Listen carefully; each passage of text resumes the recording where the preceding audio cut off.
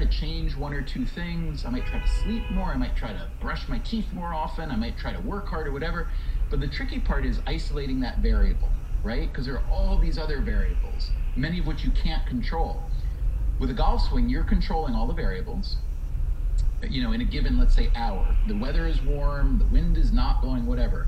If all that is static, the only variable is what you're doing. So you can control all those. And even though there are a lot of moving parts in the golf swing, if you try to make one slight adjustment, you can really note the change that has, because the feedback is immediate because you see what the ball does. So you're saying it's a good environment to learn how to learn. Exactly. And here's my favorite thing about golf.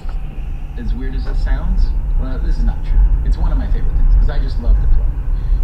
But one of my other favorite things is that it is an awesome kind of laboratory or mirror of the real world. Not only the emotional stuff like dealing with failure and all that stuff, which is obvious, but applying how you learn and get better to other things and being extremely not self-critical, but self-aware. While also somehow magically not being so self-aware that you cripple yourself.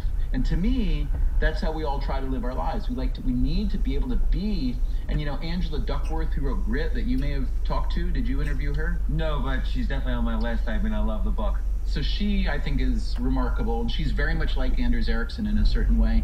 So she said that one of the attributes that many, let's call them business successes, have, people who are very successful in their careers, maybe not business per se, is that they have a real pronounced ability and appetite for self-examination. No. Which sounds like, well, of course you have to, you know, look at how you're doing. But, you know, I find that many people I know don't do that. What's the skill of, how do you get the skill of self-examination? Like, break that down into its components. I think a lot of it, for me, I mean, I can do it for me probably better than for other people, is to look back, first of all, you have to really take time. Because there's a cognitive bias against self-examination. Is that true? Yeah, like you don't, people don't, it is a cliche, you don't think your shit smells.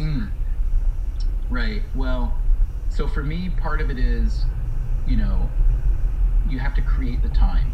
So, you know, people create time to do all kinds of things. They create time to meditate, they create time to have sex, they create time to eat, whatever. To me, you have to create time to think about how you're doing, to assess yourself.